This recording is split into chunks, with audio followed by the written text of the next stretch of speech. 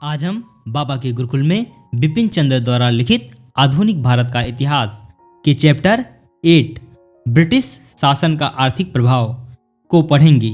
ये इस चैप्टर का दूसरा पार्ट है। अगर आप पहले पार्ट को देखना चाहते हैं तो डिस्क्रिप्शन में दिए लिंक पर जाकर देख सकते हैं। अगर आपने हमारे चैनल को अभी तक सब्सक्राइब नहीं किया है तो आपसे निवेदन है कि इसको तुरंत सब्सक्राइब कर लें। आपका सपोर्ट हमारे लिए महत्वपूर्ण है और आप इसे अपने मित्रों को भी शेयर करिए जिससे कि उनको भी फायदा हो सके। तो हम स्टार्ट करते हैं। पुराने जमींदारों की तबाही तथा नई व्यवस्था का उदय। ब्रिटिश शासन के पिछले कुछ दशकों में बंगाल तथा मद्रास के पुराने जमींदार तबाह हो गए। ऐसा खासकर सबसे ऊंची बोली लगाने वाले को ही राजस्व वसूली के अधिकार नीलाम करने की वारेन हेस्टिंग की नीति के कारण हुआ। आरंभ में 1793 के स्थायी बंदोबस्त का ऐसा ही प्रभाव हुआ। भू राजस्व का भारी बोझ सरकार के कुल लगान का 10/11 से लेती थी और वसूली के संबंधी सख्त कानून ने, जिसके तहत राजस्व की अदायगी में विलंब होने पर जमींदारी संपत्तियां बड़ी कठोरता से नीलाम कर दी गई। शुरू के कुछ वर्षों के दौरान बड़ी ही विध्वंसकारी भूमिका अदा की। बंगाल के अनेक बड़े जमींदार बिल्कुल तबाह हो गए तथा अपने जमींदारी अधिकारों को बेचने पर मजबूर किए गए। 1815 तक बंगाल की लगभग आधी भू संपत्ति पुराने जमींदारों के हाथों से निकलकर सौदागारों तथा अन्य धनी वर्गों के पास जा चुकी थी। पुराने जमींदार गांव में रहते आए थे और रैयतों के प्रति कुछ नरमी दिखाने की उनकी परंपरा रही थी।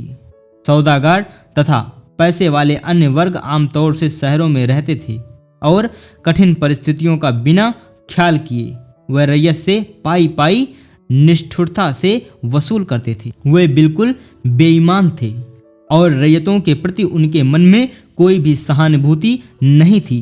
वह किसानों से बहुत अधिक ऐंठते तथा जब भी चाहते उन्हें बेदखल कर देते थे। उत्तर मद्रास में स्थायी बंदोबस्त और उत्तर प्रदेश में अस्थायी जमींदारी बंदोबस्त भी स्थानीय जमींदार के लिए समान रूप से कठोर थे।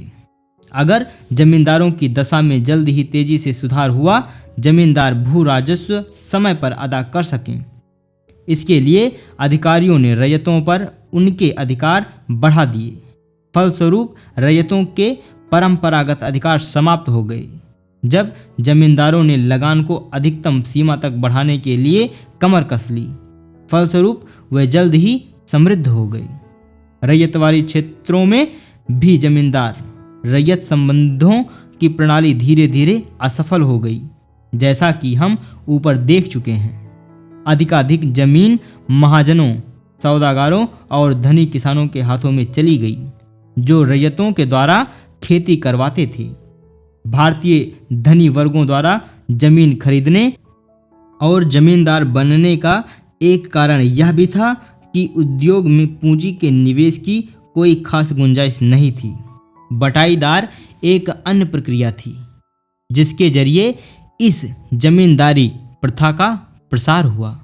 अनेक मालिक किसानों तथा काश्तकारी अधिकार प्राप्त रैयतों ने, जिनका जमीन पर स्थायी अधिकार था, स्वयं खेती करने के बदले जमीन के लिए उतावले रैयतों को अत्यधिक लगान लगाकर पट्टे पर जमीन देना अधिक सुविधाजनक पाया।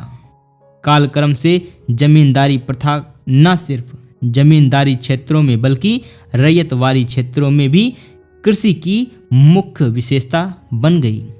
जमींदारी प्रथा के प्रसार की एक उल्लेखनीय विशेषता थी बिचौलियों का उदय। चूँकि खेतिहर रैयतों को आमतौर से कोई सुरक्षा नहीं थी और जमीन पर जनसंख्या के बढ़ते हुए दबाव के कारण रैयतों के जमीन के लिए परस्पर प्रतियोगिता थी, इसलिए जमीन का लगान बढ़ता गया। जमींदारी और नए भूस्वामियों ने लगान वसूल करने के लिए अपने अधिकार को लाभदायक शर्तों पर अन्य इच्छुक लोगों को दे दिया। मगर लगान बढ़ने के साथ साथ भाड़े पर जमीन लेने वालों ने जमीन संबंधी अपने अधिकारों को भी किराए पर लगा दिया। अतः इस प्रक्रिया की एक श्रृंखला बन गई, जिससे वास्तविक किसान तथा सरकार के बीच लगान पाने वाले उनके बिचौलिए आ गए। बंगाल में कुछ स्थितियों में उनकी संख्या 50 तक पहुंच गई। असहाय खेतिहर रैयतों की दशा, जिन्हें अंतोगत्वा उच्च जमींदारों के झुंड का असहनीय बोझ उठाना पड़ता था, इतनी खराब थी कि उसकी कल्पना भी नहीं की जा सकती। उनमें से अनेक की हालत तो गुलामों जैसी थी। जमींदारी तथा भूस्वामियों के उदय और फलने फूलने का एक अत्यंत नुकसानदेह परिणाम था स्वतंत्रता के लिए भारतीय संघर्ष के दौरान उनकी राजनीतिक भूमिका। संरक्षित राज्यों के राजाओं के साथ हुए विदेशी शासकों के मध्य राजनीतिक समर्थक बन गए तथा उन्होंने उदयीमान राष्ट्रीय आंदोलन का विरोध किया।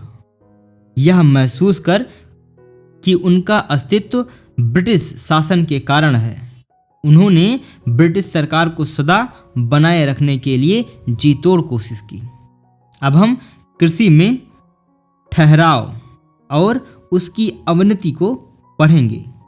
कृषि पर जनसंख्या के बढ़ते हुए दबाव, अत्यधिक भू राजस्व निर्धारण, जमींदारी प्रथा के पनपने, बढ़ती ऋणग्रस्तता और किसानों की बढ़ती दरिद्रता के फलस्वरूप भारतीय कृषि गतिहीन होने लगी और यहाँ तक कि उसका अपकर्ष भी होने लगा। परिणाम स्वरूप प्रति एकड़ पैदावार बहुत ही कम होने लगी। 1901 तथा 1939 के बीच कुछ कृषि उत्पादन 14% कम हो गया। कृषि पर जनता के बढ़ते दबाव तथा बिचौलियों की बढ़ती हुई जनसंख्या के कारण जमीन न सिर्फ छोटे छोटे टुकड़ों में बंट गई बल्कि उसका अपखंडन भी हो गया। जमीन इतने छोटे छोटे टुकड़ों में बंट गई कि उनमें से अधिकांश अपने जोतने वालों का भरण पोषण भी नहीं कर सकते थे। बहुसंख्यक किसानों की अति दरिद्रता के कारण उनके पास इतने संसाधन नहीं होते थे जिनसे वह अच्छे मवेशी, बीजों, खाद, उर्वरकों और उत्पादन की उन्नत तकनीकों का इस्तेमाल कर कृषि में सुधार लाते। सरकार और जमींदार दोनों द्वारा चूसे जाने वाले किसान को कृषि में सुधार लाने के लिए कोई प्रेरणा नहीं होती थी। आखिरकार जिस जमीन पर वह खेती करता था वह बिरले ही उसकी अपनी संपत्ति होती थी और कृषि में सुधारों के कारण जो भी फायदा होता उसका अधिकांश दूरस्थ जमींदारों और महाजनों का गिरोह ले लेता। जमीन के उपविभाजन तथा अपखंडन ने भी सुधारों को मुश्किल बना दिया था। इंग्लैंड और अन्य यूरोपीय देशों में धनी जमींदारों ने बहुधा जमीन में पूंजी लगाई जिससे उसकी उत्पादकता बढ़ सके और बढ़ी हुई आय में उसको हिस्सा मिल सके। मगर भारत में दूरस्थ जमींदारों ने वे चाहे नए रहे हों या पुराने कोई उपयोगी कार्य नहीं किया, वे केवल लगान प्राप्त करता ही रहे। बहुधा जमीन में उनकी कोई जड़ें नहीं होती थीं और उन्होंने लगान वसूल करने के सिवाय उसमें कोई व्यक्तिगत दिलचस्पी भी नहीं ली। इसलिए जमीन में उत्पादक निवेश करने की अपेक्षा अपने रैयतों को और भी चूसकर अपनी आय को बढ़ाना उन्होंने न सिर्फ संभव माना बल्कि श्रेयस्कर भी माना। सरकार कृषि के सुधार और आधुनिकीकरण में सहायता कर सकती थी, मगर सरकार ने अपने ऊपर इस प्रकार की कोई भी जिम्मेदारी स्वीकार करने से इनकार कर दिया।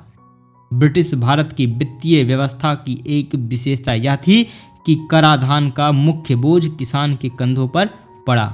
सरकार ने उस पर उसका एक छोटा हिस्सा ही खर्च किया। किसान और कृषि की अवहेलना का एक उदाहरण था लोक कार्यों और कृषि सुधारों की उपेक्षा। भारत सरकार ने 1905 तक रेलवे पर 3 अरब 60 करोड़ रुपए से अधिक खर्च किए, मगर उसी दौरान सिंचाई पर उसने 50 करोड़ रुपए से कम खर्च किए।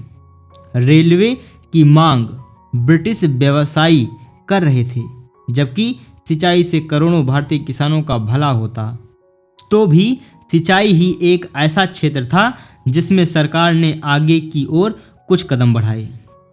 ऐसे समय जब सारे संसार में कृषि को आधुनिक बनाया जा रहा था तथा कृषि क्षेत्र में क्रांतिकारी परिवर्तन लाए जा रहे थे, भारतीय कृषि टेक्नोलॉजी की दृष्टि से निश्चल बनी हुई थी। उसमें शायद ही किसी आधुनिक मशीन का इस्तेमाल हो रहा था। सबसे खराब बात यह थी कि साधारण उपकरण भी सदियों पुराने थे। उदाहरण के लिए 1951 में केवल 9,30,000 लोहे के हल इस्तेमाल किए जा रहे थे, जबकि काठ के हलों की संख्या 3,18,00,000 थी। जैव उर्वरकों का उपयोग बिल्कुल ही नहीं होता था, जबकि अधिकांश पशु खाद, उदाहरण के लिए गोबर, मल और मवेशी की हड्डियां बर्बाद हो जाती थीं। 1922 से 1923 में कुल फसल वाली जमीन के केवल 1.9% में ही उन्नत बीज का प्रयोग होता था। 1938 से 1939 तक यह प्रतिशत बढ़कर केवल 11% पर ही पहुंच पाया था। इतना ही नहीं, कृषि शिक्षा पूर्णतया उपेक्षित थी। 1939 में पूरे भारत में केवल 6 कृषि कॉलेज थे, जिसमें सिर्फ 1,306 विद्यार्थी पढ़ते थे। बंगाल, बिहार, उड़ीसा और सिंध में एक भी कृषि कॉलेज नहीं था। स्वाध्याय के जरिए सुधार लाने में भी किसान समर्थ नहीं थे। ग्रामीण क्षेत्रों में प्राथमिक शिक्षा या यहाँ तक कि साक्षरता तक का कुछ प्रसार नहीं हुआ। तो यहाँ पर आपका ये पार्ट समाप्त हुआ। अगले पार्ट में हम आधुनिक उद्योगों का विकास को पढ़ेंगे। यहाँ तक हमारे साथ बने रहने के लिए आप सभी का बहुत बहुत धन्यवाद।